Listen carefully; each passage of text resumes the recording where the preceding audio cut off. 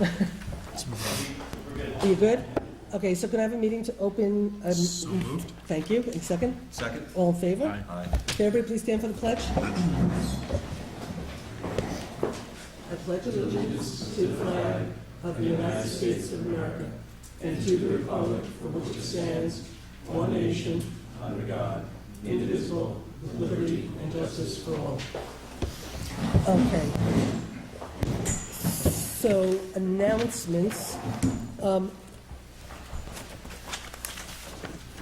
On the Ulster County Office of the Aging, Jewish Family Services in the town of New Paltz are going to be presenting a free holiday cabaret luncheon that celebrates the caregivers in our lives. And there's going to be entertainment by Stephanie Rahm. It's Monday, December 22nd, so we'll keep announcing it from noon to 2 right here at the New Paltz Senior Center. Space is limited. Please RSVP by December 18th. To the Ulster County Office of the Aging at 340-3456. And so this is going to be a special event the Office of the Aging is going to be holding here in New Paltz for the New Paltz seniors in the surrounding region. That's going to be a free holiday cabaret lunch. So that's one announcement. Does anybody else have any announcements? Do you have any? Well, as of now, we're expected to be closed next week. Town Hall is supposed to be closed next week, but we had some issues with electricity today, and so I'm not sure from Chris. He was supposed to see where we were at, so we don't know yet. So we're going to have to make a call tomorrow based on where we're at, what needs to be done. We were hoping to close next week, do all the remediation, do all the move, and be in the new town hall, temporary town hall, the week after, and everybody could get ready, and then we'd have Thanksgiving, and then be up and ready and running. But because of a glitch that happened today, we don't know until tomorrow what's happening. So if we don't start moving next week, we're going to actually move the week of December 1st. That's the week we'd be closed, would be December 1st, right? So as of now, my expectation was we thought we were going to move next week and start moving, but based on the problem with the electricity, and we wouldn't have heat in the building, and it's going to get really cold.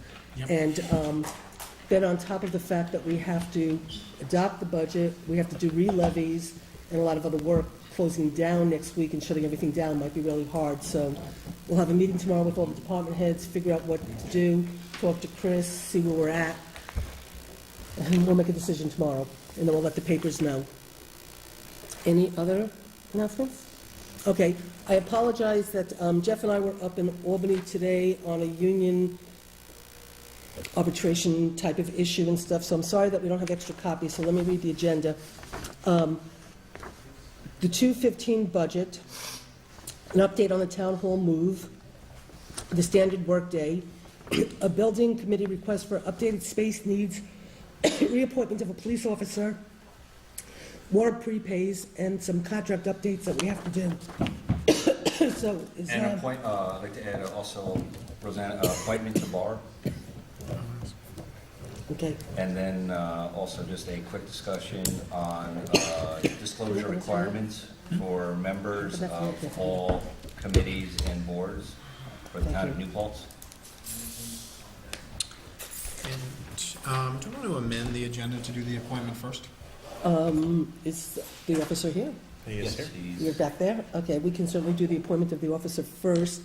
We'll do the agenda in this order. And also we're adding... Right, so we'll do the appointment first, then we have the rescue squad here, and we also have our building committee. So I think what we'll do is we'll do the appointment first. We'll do the building committee thing real quick because I don't think that's going to take a long time, and I think the ambulance is going to take a little bit longer, and I don't want to have you guys feel rushed and have Carol and Dave sit through the whole thing, if so we'll do it that way. And then we'll do the rest of the stuff later. So is that okay? Okay, so can I have a motion to adopt the agenda as amended? So moved. A second? Second. All in favor? Aye. Okay, motion so carried. Public input. Anybody want to speak during public input? Sure.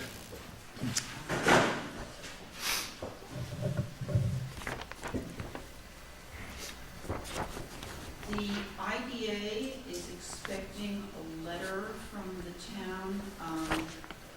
I can explain to you exactly what that is. regarding feasibility study? Yeah, what happened was, a number of years ago, prior to me being supervisor, the town had applied for a feasibility study for South Puck Corners Road, and it never got submitted properly and all that, so when I first came into office back in 3 years ago, we reapplied and got in all the paperwork and stuff, so we've had this feasibility study. A lot of it had to do with sewer, and seeing where we could do sewer on South Putt, and we were working on a particular piece of property. We thought that everything was going to be okay with that. Then the DEC said that they didn't think we could use that property. So we were trying to search for other places for sewer in order to be able to do the feasibility study. And there were other sites that we were looking at, and of course we had to talk to the landowners and whatever. But what has happened is the property that we're looking at now seems to be favored by the DEC, and there's meetings going on right now with the DEC in regards to a site to do sewer on South Putt, and the DEC seems to be happy. So we will be getting a letter back to the IDA with the update and the information, because now we could proceed to do the study, now that we think we really finally solved the sewer problem on South Putt Corners Road. So do you have a timeframe for that? Well, they want the letter back in 3 weeks. So we will have a letter back to them within 3 weeks. In terms of the sewer situation, it's being worked on right now, and there's a number of developments that are involved in helping us to figure out how we're going to, create the sewer system and how it's going to get paid for, and waiting for some final things from the DEC. And then we have to talk to the landowners about, purchasing the property. So there's still work to be done, but at least we finally think we have a solution of how we can get sewer on South Putt. Okay, thank you. Okay, that's what that is. Okay, anybody else? Okay, with that, we'll have Lieutenant Lucchese come up with Phil Messier. And I guess we don't have to accept his resignation, right? You're going to swear him in? If we So- approve it. If we approve it. If. So, would you like to give a little, First of all, Chief, wanted to thank you all for putting us on the agenda. As you know, Phil recently resigned to take a position in the agency. This was a difficult decision for him in leaving. He called the chief and I recently and inquired as to his returning back here to Paltz.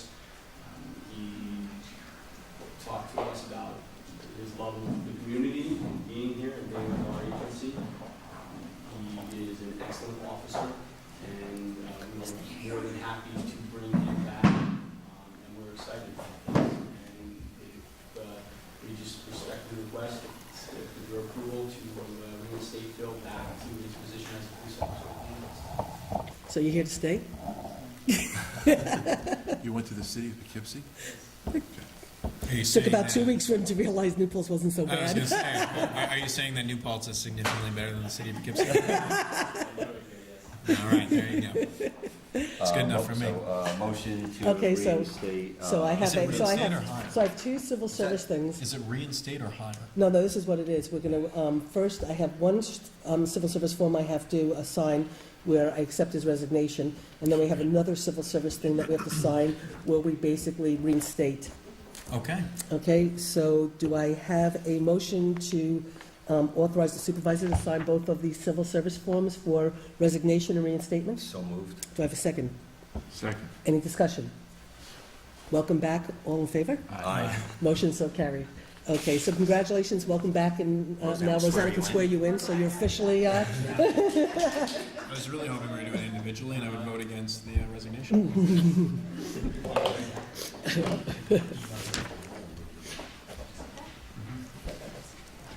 And Lieutenant, thank you very much for Yeah, go having for a it. Get on staff camera. that is willing to reach out to you. Yes. Thanks, Chris. If anyone wants a copy, I've never seen it. you want to, yeah, copy. There's a big. okay, so now we're gonna let the, It's live. It's good. You're good. okay, is it done?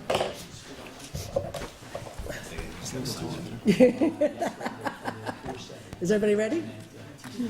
You ready? Good. Go. I Aye. Phil Masseri, do solemnly swear do solemnly swear that I will support the Constitution of the United States that I will support the Constitution of the United States and the Constitution of the State of New York, and the Constitution of the State of New York, and that I will faithfully discharge the duties of full-time police officer that I will faithfully discharge the duties of full-time police officer according to the best of my ability. according to the best of my ability. Congratulations.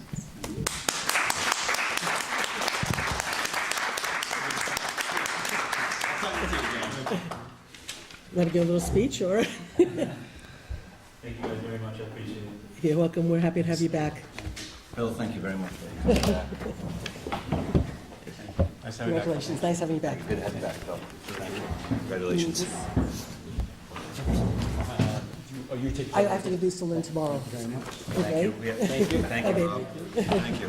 Thank you, guys. Rosanna, can you just hold on for you so we don't get lost? Okay, terrific. Okay, so I'm going to have Carol join us now, or I can just talk about it quickly and then we'll go from there. As you all know, we put together well, actually, I shouldn't say we put together. There was a committee that was put together a while back to assess the needs of how to move the police, out of where the police was down in Village Hall. And there was a committee of Carol Roper, Dave Lent, Josh Honig, Everett Payne, who recently passed away a week and a half ago, so rest in peace, Everett. And that was your committee. Everett died a week and a half ago, yeah. There was a service from Friday. Tom Nolan was on it. What? Tom Nolan was on it. Tom Nolan, okay. But did everybody know that Everett Payne passed away? No. Everett Payne, actually, Everett Payne passed away 3 weeks ago, I think, of cardiac arrest. And there was a memorial service for him on Friday night. And, yeah. So, anyway, so it was Everett, Carol, Dave, Josh, and Tom Nolan. Okay, so, and the police department has since been moved, and they're over at the C2G building in a lease. And because we have to deal with where we're going to go with Town Hall going forward, and potentially, and the Justice Court, we know for a fact, and what are we going to do with the police for a permanent place, and the ambulance and the rescue squad and the fire department are speaking with us. We reconstituted the building committee with Carol and Dave and George Sifry as a new member, and Josh Honig as the chair. And Kevin, I'm sorry, and Kevin Barry, I'm sorry. As a board liaison. So a report was done and a presentation was given to us, and the committee has been meeting. So the committee has given us a request for a proposal to hire Rick Alfondri to do an updated space needs assessment.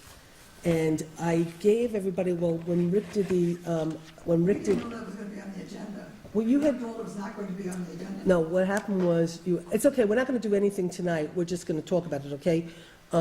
You had called Carol to ask to be put on the agenda, That was because, for another item even.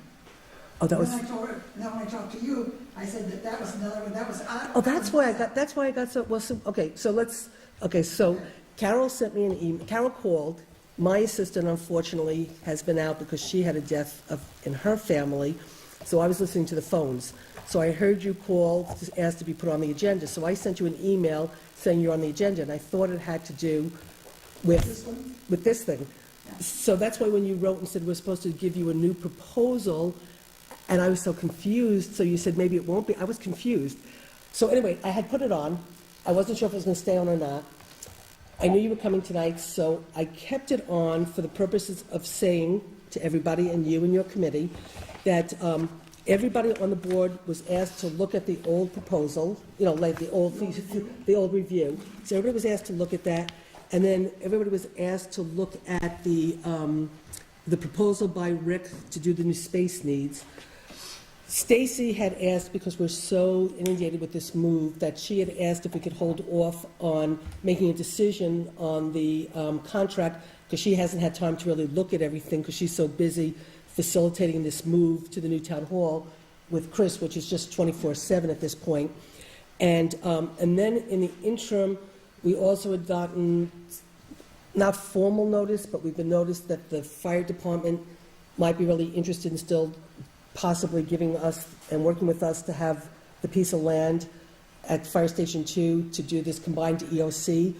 So part of it's trying to really sort of see where we're at now with all the properties that are potential, give us time to read this, and then unfortunately, just because we're so inundated with this move, we just haven't had time to focus on a proposal to go forward because we're just too busy trying to get out of the building. So I kept it on the agenda for the purposes of hope. We won't do it tonight because I don't think anybody's ready, to actually take action on it. But if you wanted to talk to us about it, we could, or not, it doesn't matter. We could put it on for another night. But Stacy asked us to hold off, and quite frankly, I haven't had time to look at this because between the budget and the move and meeting with Chris and Stacy like every day to make another decision and put out another fire, we just haven't had time to deal with it. So it was on the agenda, you were here, I wanted to give you the courtesy if you wanted to say anything, otherwise we could just move on. But what we, But I understand, I think that would be David. oh, David, I thought he It left. was not on the agenda, so we didn't come prepared Okay. to push it tonight. Okay. The committee has, unofficially, of course, put the proposal together. Right. But we're well aware of all the troubles you've got. Right. So, I would say, as far as we're concerned, we're table it, and then, when is your next meeting? Well, and also, actually, did the board all get, I know I gave you copies, but do you have the copies of the actual proposal? I know you have copies of, do you have the copy of the proposal? You all got it, right? Yes. Okay, so, I think Josh gave it to you. we have a board, yeah, he came in and gave it to me and stuff, and I have copies, I just was making sure that they all got it, which I knew I gave it to them, but I had extra, so I was just making sure. We're supposed to meet next Thursday to adopt the budget. But then we didn't know if we're going to be closed next week or not, but we have to adopt the budget next Thursday anyway. And so really, depending on how things are going with what we decide tomorrow, will give us a better sense of where we're going to be next week with the move and everything. So if not next Thursday, and I can be in touch with you, then we'll probably have to do some special meetings because we're going to have to close the admin system down and stuff, and we're probably going to have some special meetings to do finance and stuff. So within the next 3 weeks or 4 weeks. But we do have a meeting on the 20th. If we're prepared and we can deal with it next week, we will. I just don't know, based on what's going to happen tomorrow, with where we're going to be. It's just that we thought we'd be moving next week, but now it looks like we have some serious things we have to jump over. Okay? So, and then I think, the board wants to have a conversation, then we should have a conversation with you guys and sort of assess everything in a way. It's just really hard to deal with where we're going when we haven't gotten to where we need to be. Do you have a meeting scheduled with the joint meeting with the village? We have a meeting scheduled for the 18th as of now, if it did it formally get set, for the municipal, for the comprehensive master plan. I don't think we ever, unless I missed the email, I thought that we never Formally fully said agreed on it? it. And Yeah. that was for here, right? Or no, Well, there? I actually, thought it was supposed to be there. yeah, although actually, we should be It should rotating. technically We be should be here, yes, rotating. you're right. I Is the know, 18th open here? I know I sent a email saying I could make it. Dan, I think you sent an email saying you could make it? Yeah, I can make it, we just You know, never formalized I it. don't know if it ever got actually set, though. Is the Right. 18th open here? Kind of?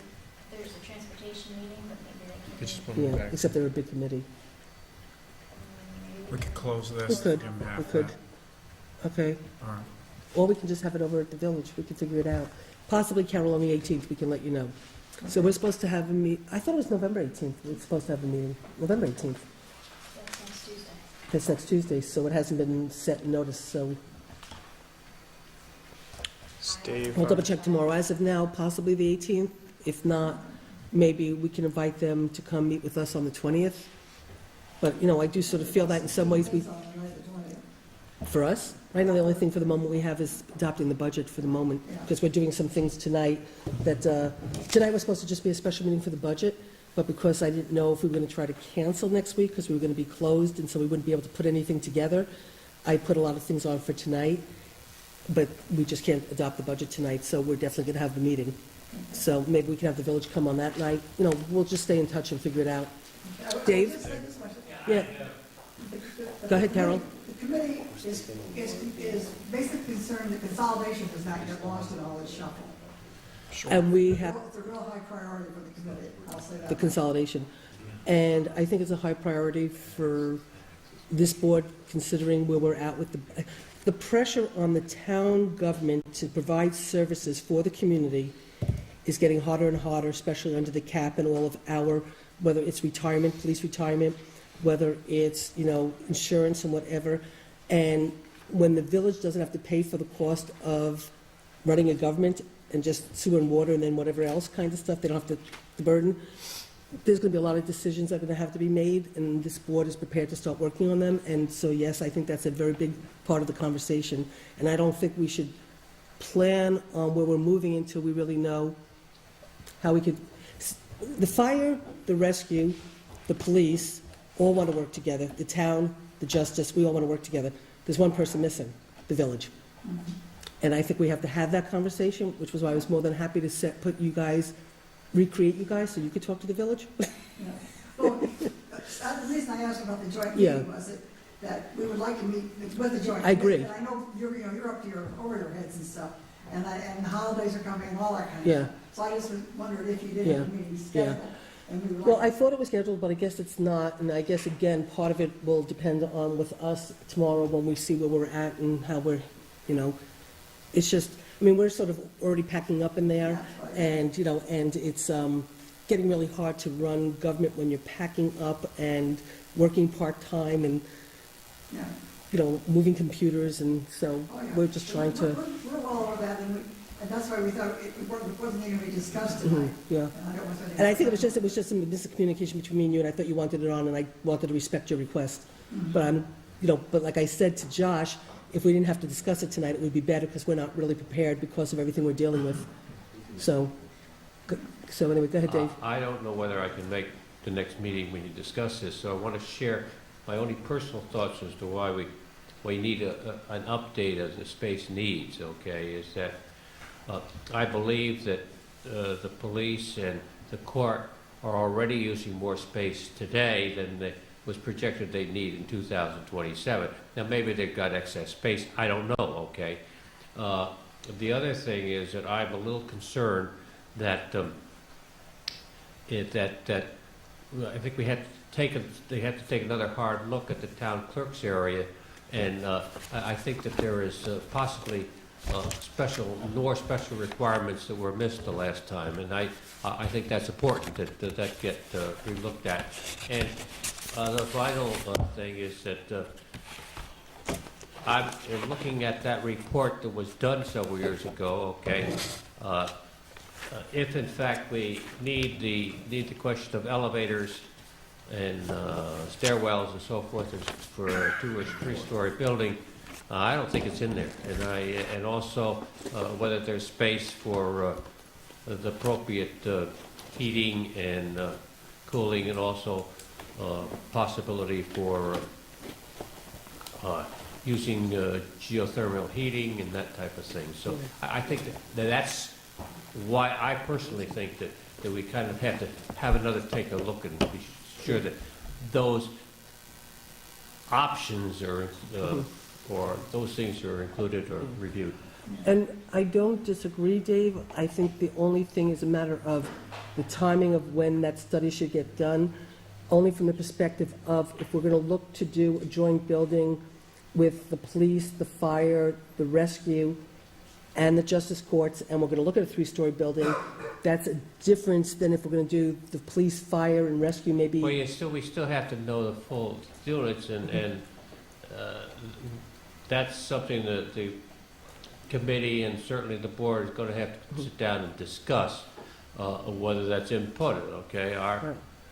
I think that, and I'm not speaking out of turn for the committee feels that if we can put everything together, that would be the best thing. Yeah. But if that's not going to happen, and that's not what the town board would like to do, then I think we should discuss that. Yeah, and it's not a matter of that or not. It's just a matter of, like, again, when we were looking to try to get a grant to do this EOC at one point, and I had many meetings with the rescue squad, the fire, the police, our engineer, and our grants writer at the time, and we sat and did extensive things to try to figure out if we were going to build this one building, what space could be shared, so we didn't have to do, 3 training rooms and 3 conference rooms and stuff. Yeah, we So- all know that, yeah. Right, that's so we were looking at that. If we're going to look at putting the police and the courts in one place, maybe the town government and village government together in a different place, maybe the fire and rescue and, whatever. It's all options, but we have to, Right, so that's and the only thing, gonna is be just sort of like- confined to that thing. so I But think- you've got a lot of business Yeah. tonight. So- That's really not what we wanted to discuss. So what I think would be best is when we can schedule some time to really focus on it, then the committee and the board probably should meet and sit, and we could try to discuss what are our options, what you're thinking, whatever, and then we could come up with a plan and move forward. Now, would Okay. probably be the best way to, proceed, maybe? What? I said that when when we have time to really focus on where we're going, that if your committee and us, and we sit and we sort of talk about what our options are, maybe we'll have a better idea where Yeah, we're we going can- yeah, with the that's right. village and the town at that point, if it's even an option, then we could talk, as where the committee should go. There are several questions that we have to get Right. kind of input from and input in, but, unless you get through your problems of today, and then we can discuss Yeah. this, have a discussion. And Kevin, I think, is aware of them, and we'll kind of go over them Monday, I hope, Kevin? Okay. Great, thanks. However, we'll let you know, because you might not be able to be in town hall on Monday. Well, You meet here? we'll meet here if we have. Okay, yeah. Okay, that's all Because if we close town hall Monday, the public can't come into town hall. You'll have to meet here. right. Yeah, that's all right. Have to be here? Yeah. What's this room out? Yeah, you'll meet there in the little room. Okay? Okay, thanks. Okay, so the next thing is we'd like to invite the rescue squad up to talk about the rescue squad budget. Now, Kevin, Jeff, I made copies of that budget that they sent. Oh, yeah, It was in your big envelope. and it was in my big envelope. Right there. Oh, it's right here. Okay. Thank you, Okay. Ted. So, Ted had sent this to me, Jeff, and again, like I said, Jeff and I were in Albany and just got back about an hour and a half ago. So I got this from Ted today, and I just printed them out. So, and Jeff, you have your copy? Yeah, yes. I think- No, yes, no, yeah? Okay, so everybody's got a copy, right? Kevin, you've got yours? Yes. Okay.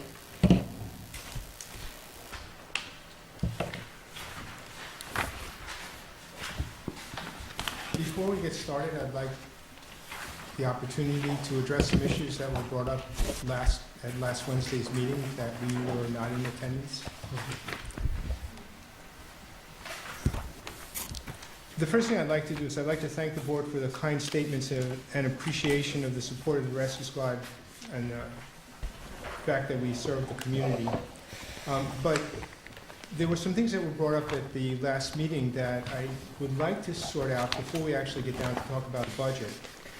I wasn't at last Wednesday's meeting because I was told that the NPRS would not be discussed at that night, and then we'd meet tonight to discuss the budget request. The fact that issues were discussed without our being present painted a distorted picture of our operation with phrases that were taken out of context of other conversations. As an example, the statement, "Ted does not do budgets," was thrown out in the discussion. I've been involved in the administration of the New Paltz Rescue Squad since 1982, and I've been part of virtually every budget process since then. What I wrote was, we know nothing about running a town or preparing a town budget.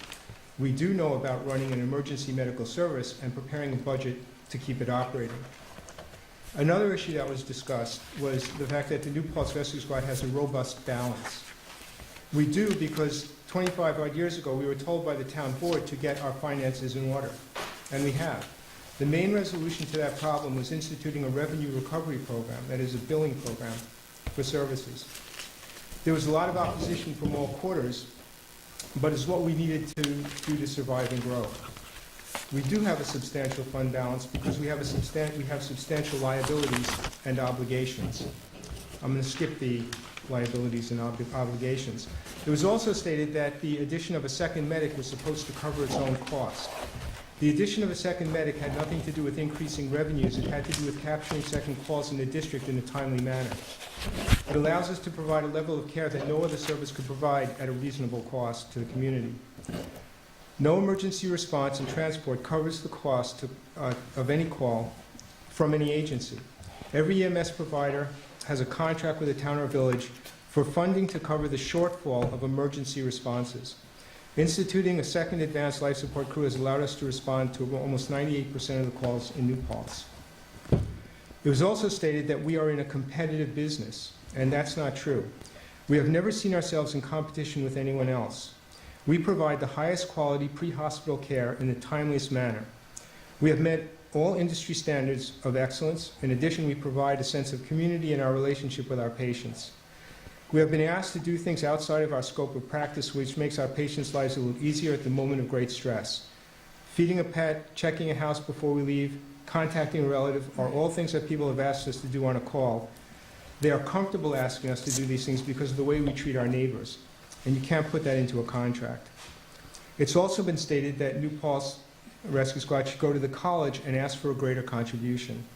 The obligation on municipal services imposed by the presence of the state university goes well beyond the cost of providing emergency medical services.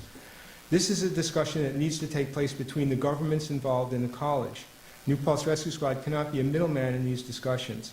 As noted in the letter of agreement between the college and New Paltz Rescue, the college has no obligation to pay for our services, and yet they do provide in-kind contributions. A statement was made about our lack of a real audit.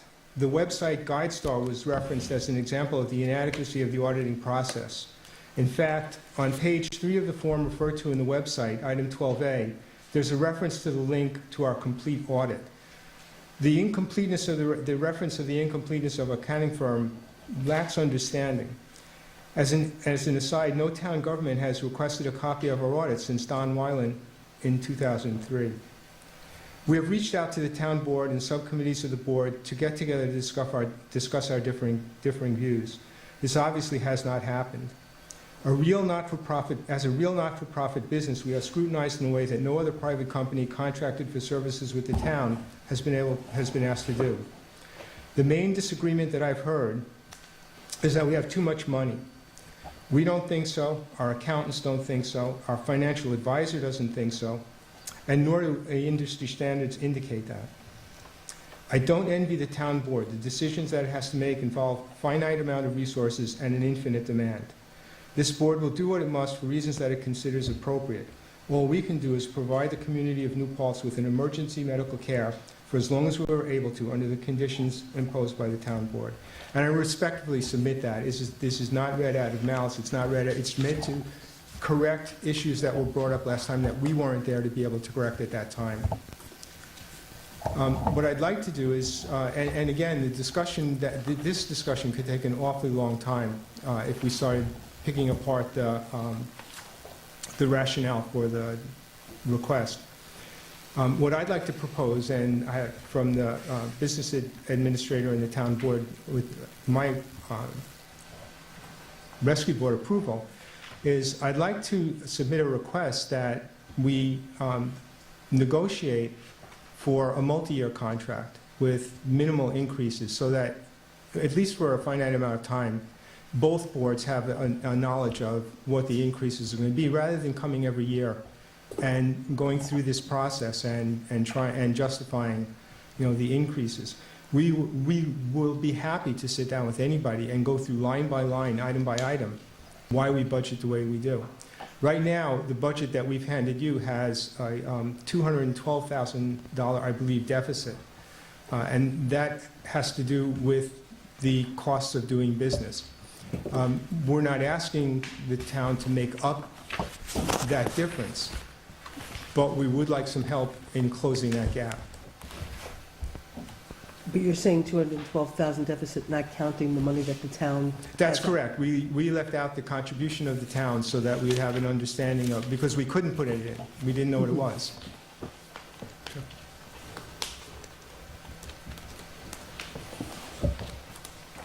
So the question, I can tell you that in the budget, where is Rescue Squad?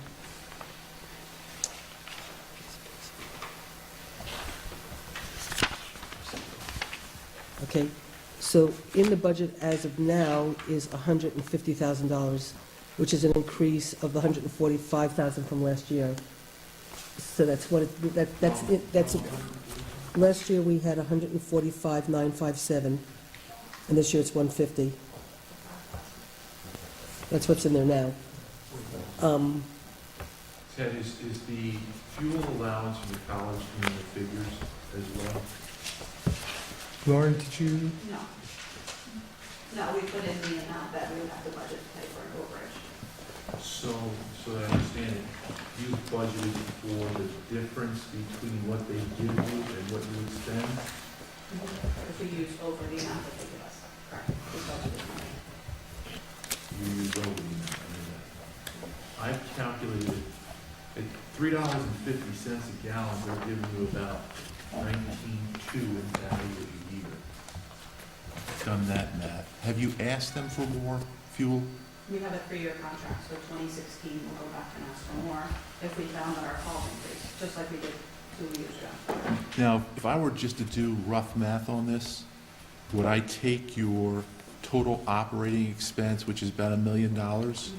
Should I divide it by the number of calls or by the number of non-RMA calls? Do we want to even get into these numbers at this point?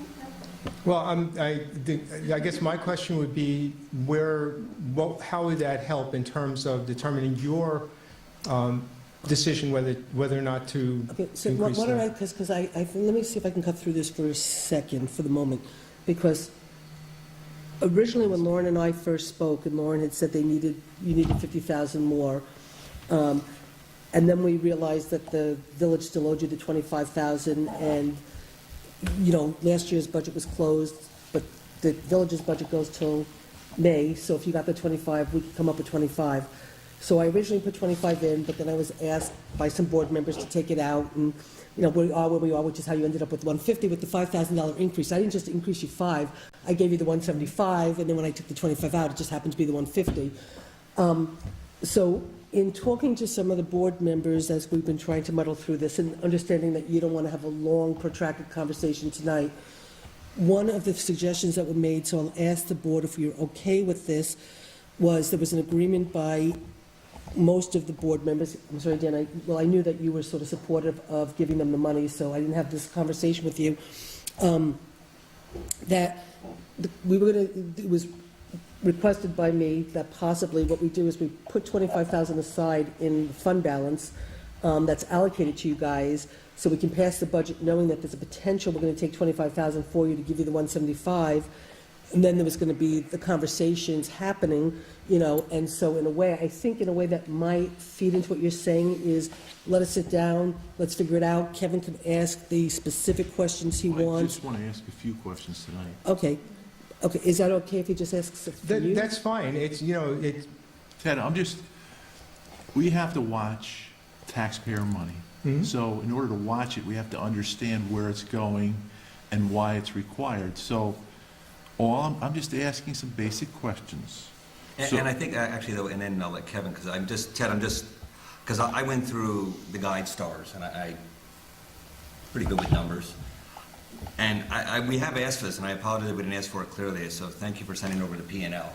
Okay. But on guide stars up to 2012, which is excellent, because there are a lot of not-for-profits you go on to, they don't even have 2012 on there yet, so you guys are doing an excellent job of filing them. But if I go on and using the guide stars, I'm having net gain loss. 2012, I get 200,000. 2011, I get 130,000, 10, 150,000 of gain. And now I look at your P&L, which we just got, again, and I apologize, you sent it today, so thank you. And I think this would require another meeting. You're showing a loss of over $200,000. So I guess what I'd want to know, if you want, I'm using what's publicly available. I mean, you're looking at a delta, you're looking at a swing there of almost $500,000. That's What's not included in the budget is the income that's generated from our savings, our investments, which would show up on the forms that you're talking about. Well, you have to include all revenue. It's on the balance sheet. It's on the balance sheet. It's on the balance sheet. Yeah, that's on your P&L. Right, but it's not in the budget, though. It should be under assets. I'd have to look at this closer, but you're. Assets are a balance sheet function. Absolutely, yeah. Not a P&L. Not a P&L, but you don't, and I'm not including the assets, though, of any of the fixed assets. I'm just including. But this is a income. P&L, this is a P&L as well. Right. Your 2013. 990s are all P&L, are also profit loss statements. I even brought them in, they're all, your P&L your 990 should match this. The income statement, Right, that's the income statement. right. So your 990 should match It's this. an income and expense. This is an income and What's the expense. guidance- what were you talking about? The 990 form, the federal government 990, it's required of all non-for-profits. So that is this form, Right. then put in, it then gets taken by Foster and Schmalcook takes it and then turns it into what's called a Form 990, which is your form of your taxes. Okay. And that's signed off by Liz Krivda and signed off by Foster and Schmalcook. So that is this put into these forms. So this is your yearly. So from this, I should be able to reproduce exactly this. These are the same. No, you need a balance sheet for assets, it's not the same. You're showing- Because I'm not including, the only thing I'm including is service administration. I'm not including, I do include investments, so I'll even go to 2012. I only included investments in there of $19,000.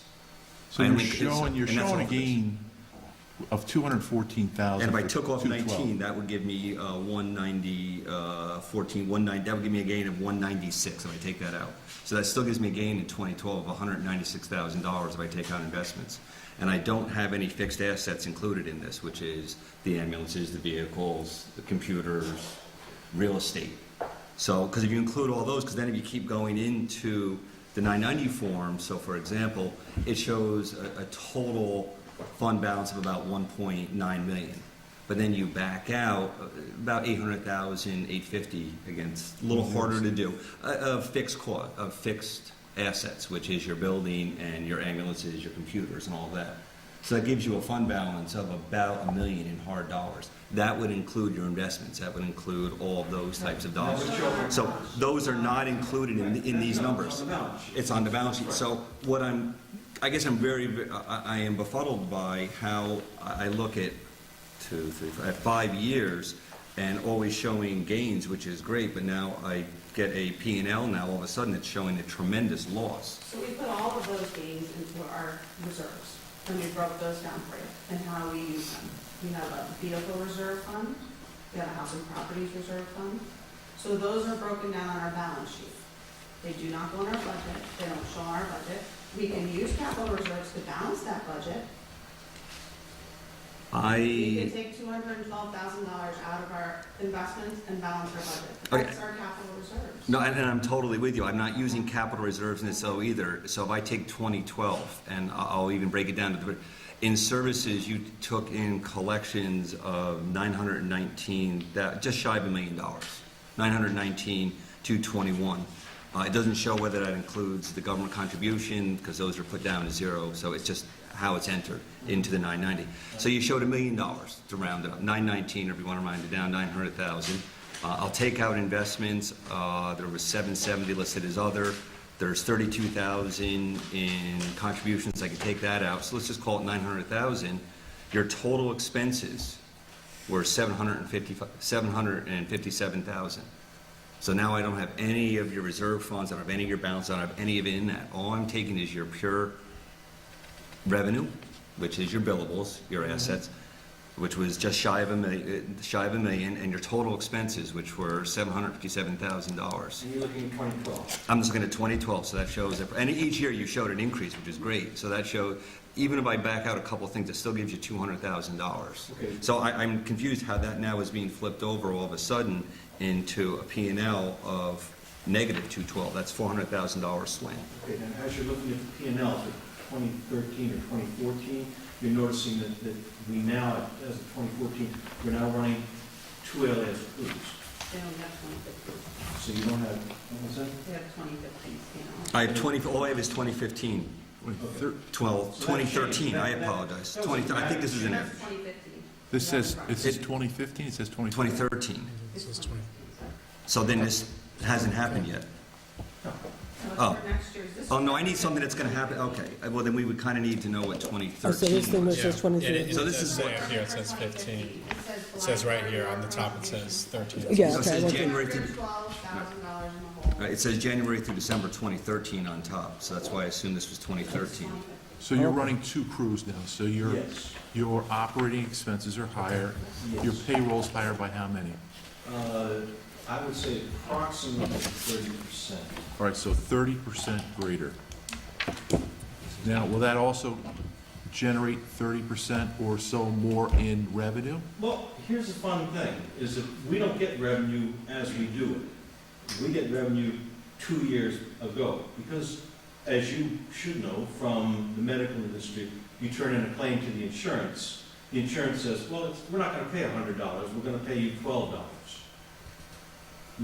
You understand that? Yeah, but we're not, Okay. before we get muddled in that, though, that would be shown in the, that would be shown in Well, Jeff, the I- dollars that you receive in Well, services. Jeff, why don't you let him? Yeah, Yeah, no, I'm finish with it? like to you. hear I what he just- has to say. I'm muddled too, because I'm not sure where you. Well, why don't you, Kevin asked you a question, and you're answering his question, so Sure. please. Yes. So consequently, the revenue that we showed there, basically, is not what we're paying, is we can't take what we make now from the 2 ALS crews and say, oh, good, everything evens out. There's a lag. There is a major lag. Okay, but can And you, it could be a 2 to 3 year lag of accounts receivables into what we actually receive in that month. Wait, medical pays out in 60, 90 You days. think? I know. Okay. If you guys are doing 2 year, well, I will gladly help you with that, but there's no one Great. paying 2 years Great. out. We have an accounts receivable 3 pages long, of people who receive checks who haven't sent us the check. Well, I'm talking about insurance, so a majority would be insurance, so if you have a Well, high. Insurance goes to the people who we transport. Right. And then they say, oh, look, we got a check from, and then we have to say after 60, 90 days, where's our check? And they go, oh, well, we don't We have spent it. it. We spent so it. so you're saying that the insurance company pays Pays the them. person directly, and then you have to Very collect from the often it does. person? Okay. You're aware of that? Okay, so you're. He might be aware of it, we're not. Yeah, No, I'm aware of that, but Okay. I'm aware of that, but it's a little different. So there is a major lag, and it can be a 2 to 3 year lag. without- But you're still recording, I'm just going by what you recorded to the, Right, in the we're form. recording what we received. which is, I'll just take 2012, because it's the last number I have. You received $919,000 in services. Yeah. Right. That's what we've gotten for perhaps 2010, 2011. So Yes. is your backlog increasing or decreasing? It stays pretty much the same. But with 2 crews, it should increase, right? Well, our backlog hopefully it'll still be a backlog. No, but But the revenue should increase, yes. over And time. it should catch up, yes. But it's going to take Exactly. 2 years, is what you're saying, to catch And up. it'll take a while for it to catch back. I hear what up you're saying. And that's Have why you, last have year- you projected that yet? Have you projected it? That's why last year we came, because we were just starting this, if you remember I see what last you're year. saying. I came and I said, we want to put on a second Right. ALS crew on. Yeah. That's where that $50,000 amount came from. Right. And we need that, we're, 8 months into it now? So it's hard for us to see what we're gonna recover. So the amount last year that we asked for covered everything. And then for us to be told it was a one-time thing, and we're going back to the amount that we paid you since 2008, it's very hard for us to then reconcile with our What I budget. recall about that was that you would be also capturing calls that would otherwise go to another ambulance service. So you would be capturing more business in town that would otherwise go, right. Yeah. But has anybody done any projections on this yet? Based upon your experience for 8 months? We don't have enough data yet. No, But we- historical data, you don't have that obviously for 8 months of operation. But you kind of do, because if you look at your revenue, well, you do, but from 2008 to 2012, your revenue from services has gone up it's gone up almost 40%. You went from it's gone 50%. You went from $500,000 to $1 million. 2008, you took in $555,521, and in 2012, you took in $919,221 just from services. So you have increased your revenue tremendously, and I don't know that, and that's without adding a crew. Some of that has to do with reimbursement rates from insurance companies though, because they change. They've gone up. And well, they've gone up. I mean, 2011 you did 810, and now the last 2 years they've stayed pretty flat, unfortunately. And while expenses have increased, your health insurance has increased. 2012 was our first full year of 24/7 with one paramedic. That was our first full year of that. And as you know, Paltz is getting bigger and bigger, and more and more people down there, so our calls have increased. Okay, I'm going to let, Dan wants to ask a question, guys, so please let Dan ask a question. I should just jump in, I know, it's a little hard. So, I admit that a lot of this is new to me. This is not my area of expertise. So what I'm very interested in hearing is, what does an extra $25,000 mean? What difference does that make for you in your operation? Well, anything that's a deficit for us, we have to make up, because we're not going out of business and we're not walking away from the mission statement that we have. So if we have a deficit in our budget to meet those expenses, we have to draw from our savings. That, we can do that for a while, and we can do it for a long while, but those savings are there for things that we have to plan for later on down the line, and for things that we can't plan for. There's a lot of things that are changing in the health industry that, that we really don't even know what the significance is going to be as far as our ability to provide the service. Okay. And the changes that it's a cheap shot, but look at the Ebola issue. That, we don't know how that's going to affect us in this area. We train for it. We have to prepare for it. But if God forbid something happened here, then where does the funds come from to do that? I mean, you need them on hand at that time. So there are contingencies out there that we need to be prepared for. We need to buy ambulances. We need to be able to repair ambulances. And even though we have insurance covering just about everything that we own, insurance doesn't cover everything that if we have an 8-year-old ambulance that gets into an accident and we have to replace it, we're not going to get the money for a new ambulance. We're going to get a couple of $1,000s. And so we need to be able to have the money on hand to be able to replace it. So the money that we're asking for is basically to close the gap of the money that we would have to draw from our savings to be able to close the gap ourselves. And the observation is made that we have a lot of money on hand. A lot of money is a relative thing. When I look at that amount of money, to me, yeah, that's a lot of money. But when I look at it as somebody that's got to provide the services that we have to provide, I think it's an adequate amount, and I think it's what we should have on reserve. If I have to ask now the board of directors to go in and tap that reserve to cover expenses that are coming up, that's the consequence of it. Whether or not that's a dire consequence, I don't know. That's what we're laying out, and that's what we're trying to prevent. We're trying to run a business that contracts with the town and the community of New Paltz to provide a service. And when we sit down and we look at what it's going to cost to run that, and we come up with the numbers, that comes from the experience of running the business and being involved in it. The expenses that we identify are expenses that are there, that we've already incurred, and that we have to anticipate an increase. So Ted, on your bottom line, Do you mind if I actually just follow up? Dan's not Yeah. done. Two other questions I have for you, too. Do you have a long-term plan? Do you guys look in the future and say, this is what we're going to need for 2016, 17, so on? And then also, is the amount that you're asking for today kind of what you're looking for as the new reality of what we'd be allocating for you? The answer to the first question is, are we specifically in a strategic plan right now? The answer is no, because we're at the end of a strategic plan. Okay. We're going to be going into a strategic plan process next year with new members. We have new members coming on to the board of directors with different experiences that we hope will be more, will be applicable to the process. We do have vehicle replacement fund out to 2021.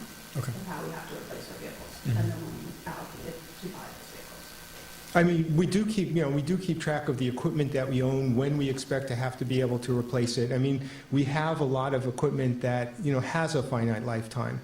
And they're fairly complex pieces of equipment, and newer versions come out, every 4 or 5 years. Not that we replace them every 4 or 5 years, but we have to be ready for changes that we have no control over. I'll give you an example. There are changes taking place in the communication system in Ulster County, or there were. And we had to incur costs of upgrading our own communications, our radios, our transmitters. We didn't see that coming a year before because it wasn't mentioned a year before.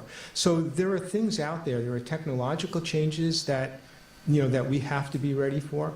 And that's what we try to have our reserves on hand for. I can't sit there and say this dollar is what that's going to go for. Sure.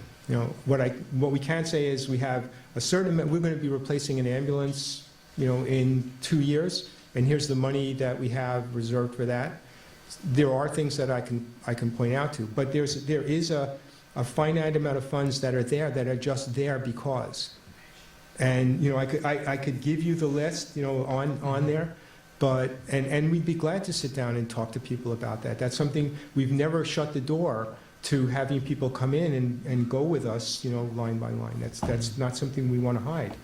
If it's going to make it easier for us to get, the finances, we'll do it. Your second question was, yes, we are looking for a New increase, paradigm. of course, a set amount, and we would like to sign a 3-year contract with a very small increase. It would be, I think, beneficial to all of us to know And- where we all Yeah, stand. I mean, the hard part, and then I'll let Kevin go ask some more questions. I mean, it's a horrible conversation, especially even to be having to have with you. I mean, But actually, that's- to answer yours real quick, as much as we'd love to, though, is we can't embody future boards, so we can sign a contract and a future board can ignore it. So we can't, you're not allowed to embody it's- future boards to multiple-year but that would- contracts, but so we regard- could. But regardless, the point that I was going to say is, in a way, we're in the same situation as you are, in the sense that what we're doing to balance this budget this year, to stay under the cap, is we're using our reserve funds, and what I've said to this board, and, we've had long conversations, what I've said to this board is, there's a part of me that honestly feels that I should be saying to this board, you know what, screw the cap, we have to raise taxes. Okay, it's the only responsible thing to do. But try to tell a community that you're going above the cap and ask a board to, whatever. So we are digging into our reserve in order to balance this budget this year.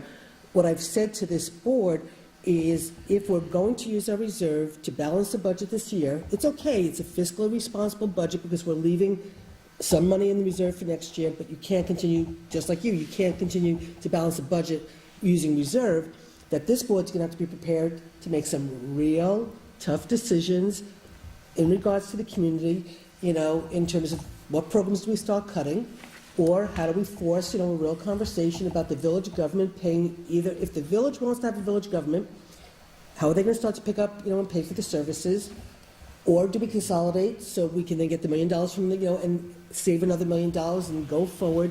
So these are conversations we're all going to have as a community, because we're at a point where the purpose of the cap was to strangle local governments to force consolidation, and we're now at the point where we're all being strangled. So we're going into our reserve just like you are, so we understand the problem and the dynamics.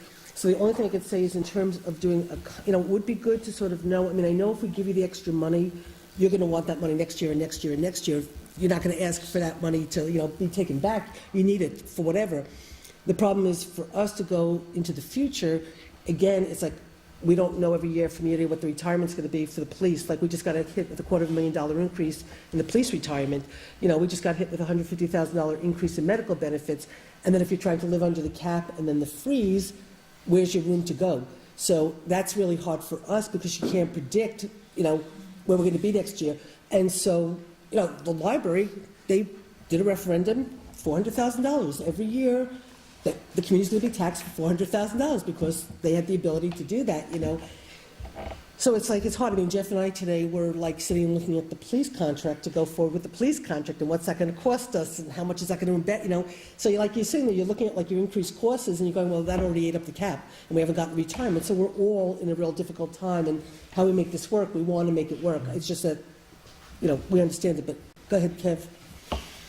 So, from what I understand is, from looking at the 990s, your net gain at the end of the year is rolled over into your reserve fund. So, if this information is correct, then you rolled over in 2012 about $214,000. I would imagine you had positive balances in 13 and 14, so your fund balance should be increasing year over year, right? Correct. So, we as a town, we reserve, what do we reserve? 20%? Well, anywhere from 20%? 20 is the most we should, which is why we're sort of giving some. I mean, you're 100% reserved, basically, which is a nice position to be in, and we're jealous of that, okay? We really are. So, and don't take this the wrong way. No. Please don't take it the wrong way. But if I asked you about the cost per call, if you take your $1 million and divide it by 2,200 calls, it's $454 a call. That's what your cost is. But then if you back out the calls that the RMAs, and if you divide your budget by the 1,676 calls where they actually get service, then really the cost is $596 a call when you break it down. Because your RMAs you can't bill for, right? Okay, and What that's does RMA stand for? refused medical assistance. So, with the I'm sorry, with the RMAs, I mean, we're still paying our paramedics. no, I know that. Oh, yeah. It's just that it's not a revenue-creating event for you when people refuse. So I'm just looking at how you make up the difference that you want to make up. And you just can't come to one source of funds every year. I don't think the town should be responsible solely for making up your operating deficits. I'm sure you do fundraisers, right? No. No. You don't do We fundraisers. get contributions. Okay, and, you know, the college, if you look at the college calls, it's 279 calls. I'll use the lower number, 454, it's $345,000 worth of calls. And you're getting $19,200 in gasoline?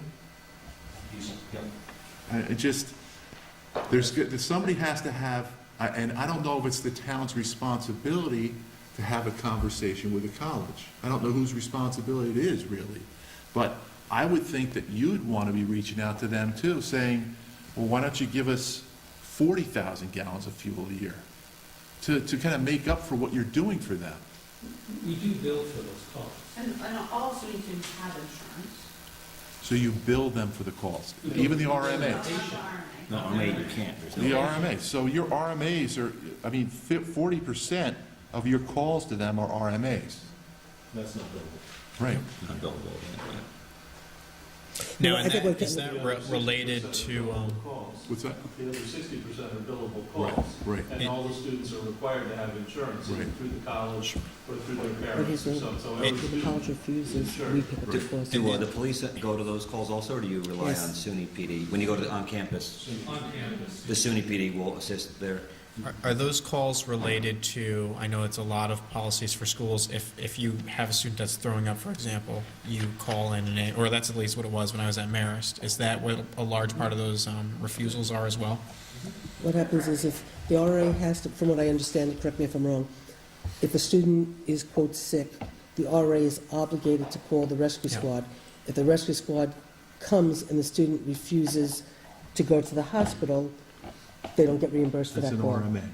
And so that becomes an expense to them that the college is not offsetting, Yep. and then their need to get reimbursed for all this extra time, is a problem, and so, We also have a significant number of RMAs in town, too. It's not just college students. No, but as a I know, but percentage, still, but we as town, but the town board is It's only raising eight- taxes on the taxpayers to pay for those people who aren't. The college is not paying it, and this is not your fault, okay? But the college is not paying any taxes to help us offset the costs for the police, for the rescue squad, for the fire, and all the services that go to the and college. it really, quite frankly, this discussion is It's not- really important because the college has the ability to pass on the cost much easier than we do, just by raising the student fee $10. Well, they don't have a cap. Or $15, or whatever. It's just that they don't want to have the conversation because they don't have to. Because some SUNYs actually have their own ambulance service. SUNY Oswego has one, SUNY Cortland has one, private RIT has one. So- So I think what the thing is, though, and I'm sorry, we didn't realize, because we're looking at the header on this, we thought this was an actual budget. So I guess seeing an actual budget from last year and previous years, I would certainly suggest, though, that your revenue recovery, your average increase has been running 11.75% year over year for the last 5 years. So I think showing a decrease in your revenue recovery from even 2012, you might want to increase that. I think that would help offset some of it. I mean, you're showing, We've increased our revenue recovery. every well, single I'm just year. looking at you, in 2012, you took in revenue recovery, according to your filing, was $919,000, and on your budget here, or on your budget, 2012. yeah, you're reflecting $768,000. That would be a decrease of $200,000. So, I mean, again, unless there's something I'm missing in the 990s, which is possible, and I could go through them more, but I don't know, this P&L, I didn't know it was a future-looking P&L. I thought it was an actual year. But I think what we're going to, well, and we had discussed this before, some of the board members, is, you know, we will put the $25,000 in our reserve. So we're going to put the money there, but I think there's a lot of conversations that, and it's not just you too, and it's other costs too, is, you know, we're fortunate, we have a police department that is able to respond to all your calls too.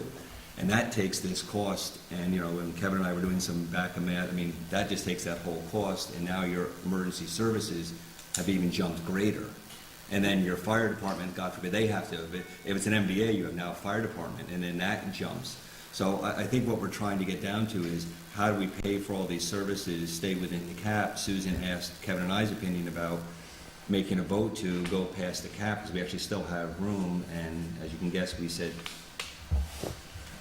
no, very quickly. So we are looking to stay within the cap. I looked at so that we can still have fun, we can do a public notice of raising the cap. We have to just give 5 days notice, and since we have to adopt the budget on the 20th, I counted back and said, you know, I said to them just 2 hours ago, you know, we still can exceed the cap. So, We said no.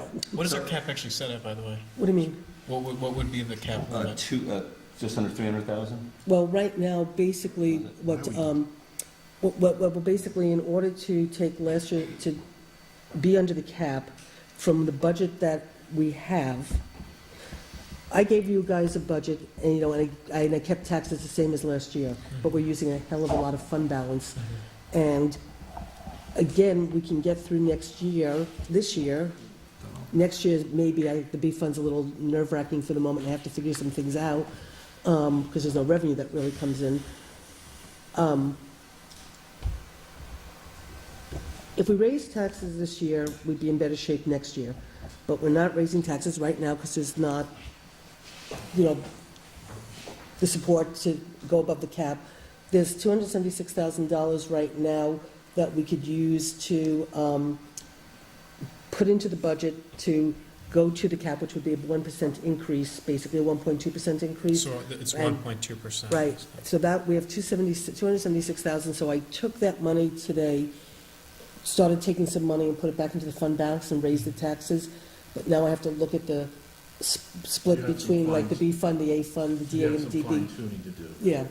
Yeah, so, which is why we can take the 25, put it Do aside. you have it's any just less. recommendations what we can do? So here's just kind of sum it up. I know there's a lot of discussion, we should get here, numbers and stuff, but, you know, we have asked for 145 from the town and village, I believe since 2006. From the town. 2008. It's not from the town and the village, because the Well, village you is said not, that we're- well, no, what happened, and I'll be really clear, because this really upsets me, okay? Because it was pretty remarkable, my first time around, last century, that we got the village to agree to split the cost of the rescue squad similar to the fire department. So we were paying per call, okay? So we put our cost into the B fund, and the village paid for their portion. At a certain point in time, a former supervisor, nobody who's sitting in this room, ended up taking the town's portion, put it into the A fund, while the village was still paying their portion, so therefore the village residents were being double taxed. So the village mayor at the time said, screw you, you can pay for the whole thing. And that wonderful deal went by the wayside, and now the town stuck back paying for the whole cost. So the town has been paying 145.9 since 2006, which is Right. great, and we used to rely a lot on that, but because we've become financially responsible and did reserves and we're trying to support ourselves, we never asked for more money, and yet our costs keep increasing. I'm sure everybody else's costs have increased and gone up. So if we can come to an agreement of what you think is fair for our services and what we think is fair for our services, I think is where we are. Well, like I said, 150, 160, right, 170, at the that's where beginning, we need to come. at the beginning, right now, what I had said, that I think where we're at, and what Jeff said, you know, at this point, that there is a willingness to put the 25,000, you know, as a reserve, while we work through this, you know, knowing that the money will be there for you, but we can then have to commit, though, which I said to Jeff when we were going up to Albany today, that, you know, we've taught, what happened was, last year when we asked the village to give the 25, and we put our 25 into the B fund, we paid the 145, we paid 25 and they did, and they said, well, it's only going to be one time, but they said it, and now you've got to bill them. There was supposed to be meetings between the rescue squad and a subcommittee between the village and the town.